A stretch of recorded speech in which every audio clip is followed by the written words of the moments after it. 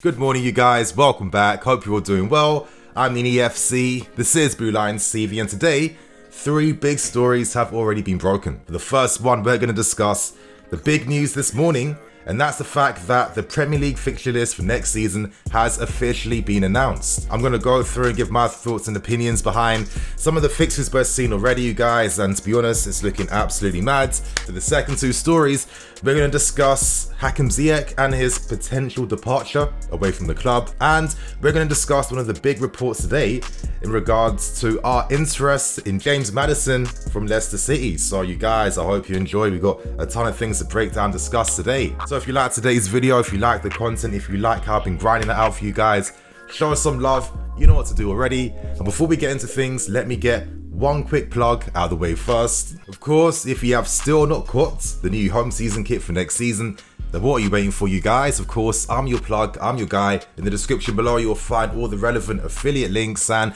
right now there are some new items available on the Club Megastore.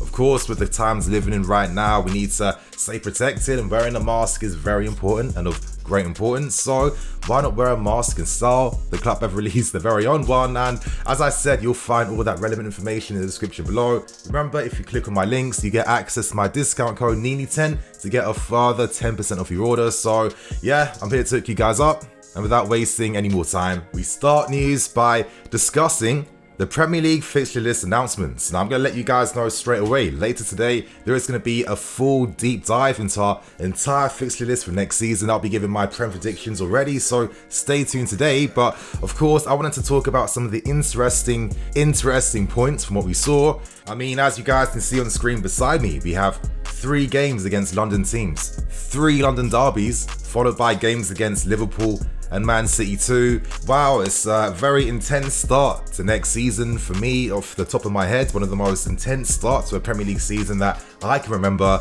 And wow, you know, if we have any hopes of lifting the Premier League title, we must overcome this first month. I really think it's that simple. Now I have to let you guys know, when it comes to games against the big teams now, I absolutely relish them. I get excited for them, I get so gassed for them, because under Tuchel, he has found the perfect setup to help us beat and outplay these big teams. These big teams allow us to have more space, and with the players we have in this team, with our intensity and our youth as well, I feel like we have many advantages, hence many wins over these teams under Tuchel last season. I'm sure a lot of us are going to worry, but you know what I keep saying, man, we're Chelsea fans, you know, we support a big club with big ambition. I feel like, if anything, the other teams should fear us because they're playing against us so early. And here's how I see it, yeah? Out of these 6 games, if we can take a minimum of between maybe 13 to 14 points at the start of next season, that automatically tells me, and should tell all of us, that, okay, we are in a Premier League title winning race.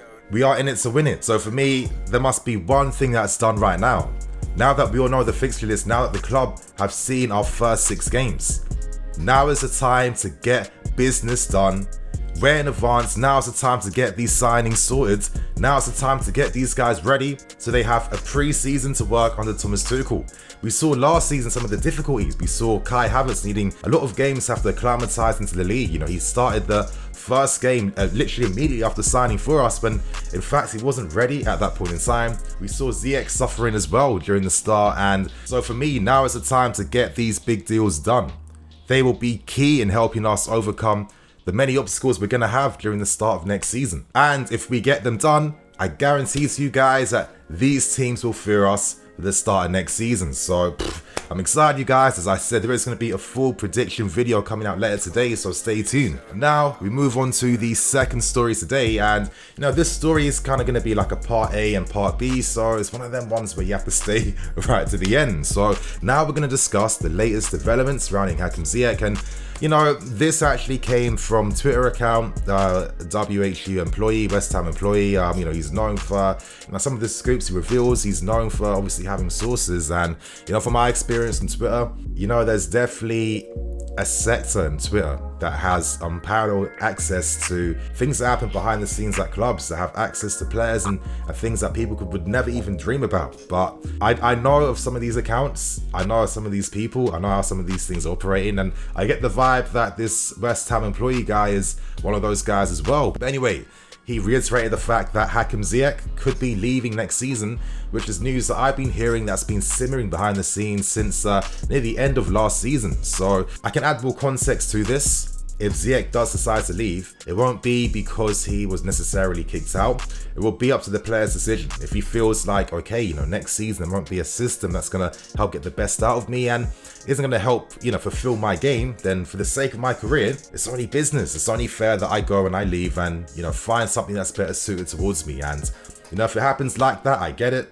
The game is the game, that's how football is. But, I can't admit I would be very disappointed to see Ziyech leave so early without really seeing his full display of ability, his world-class ability, his top-class talent. I think this guy's an absolute star, and I'm really hoping that he does remain and stay for another season. It falls in line with Ziyech's character. He's always been very outspoken. He's always been very headstrong.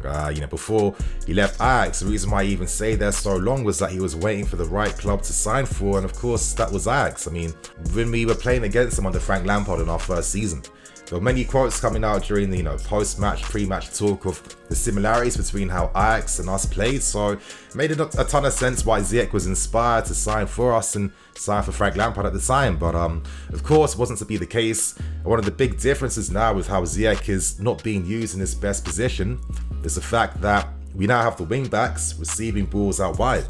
Normally that's Ziyech because, he's more of like a winger slash playmaker. He's not a traditional one in that sense whatsoever, because he has the ability to beat his man 1v1, to play switch balls, to play 1-2s, to find the fullback who overlaps, come inside and take shots on goal from distance inside the box.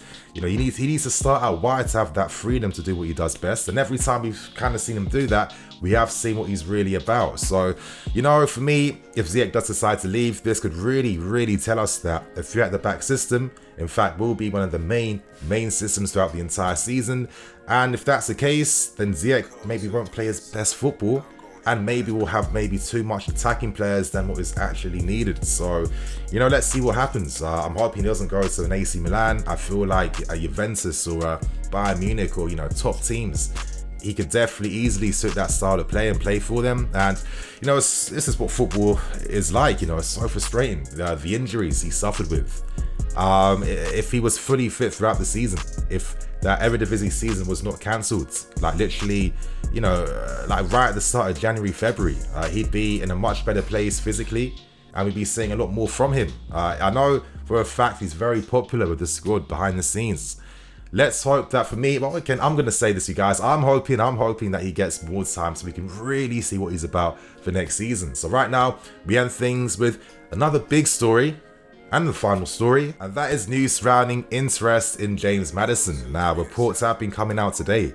We know that Arsenal, they've had, long-term interest in him, and it seems like they are looking to create a package now to try and, tempt James Maddison to sign for them. If I was him going to Arsenal, I think that would be a stupid move. But anyway, it's not my club, it's not my problem. However, the news then comes out surrounding the fact that if Ziyech does go, Madison is seen as an alternative for him. And literally from a footballing perspective, that would make sense because Madison kind of plays that /10/8 role for Leicester City. He can play further forwards. He can play as part of a midfield 3-2. He was more suited and tailor-made to playing centrally, playing with his back to goal, receiving like that compared to a Hakim Ziyech. So from that footballing perspective, I completely understand why we show interest in a player like this. Could we see a potential Madison link up with the homie Ben Chilwell, Mount and the other English boys?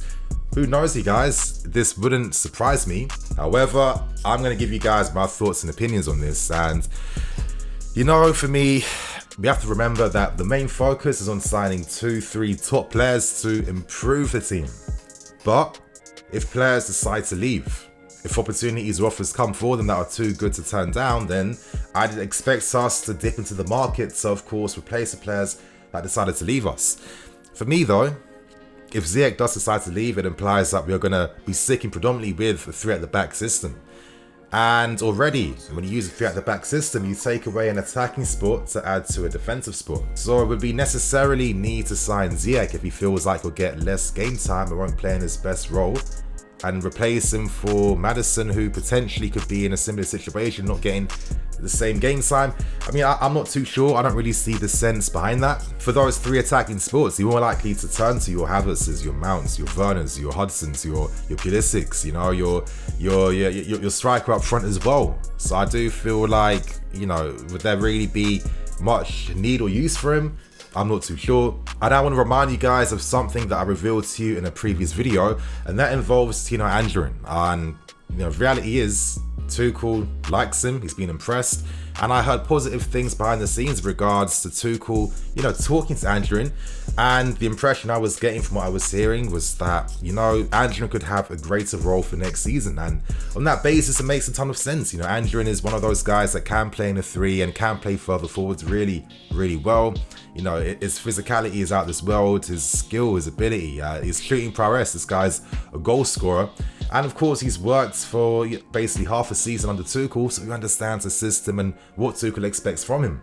It would feel like if Ziyech was to go, especially considering that, you know, we don't necessarily need someone, you know, that big of a name due to the lack of positions available in a 3 at the back system, turning to Anjorin could be key. If Anjorin's getting those rotational minutes, I feel like that could be great for his development.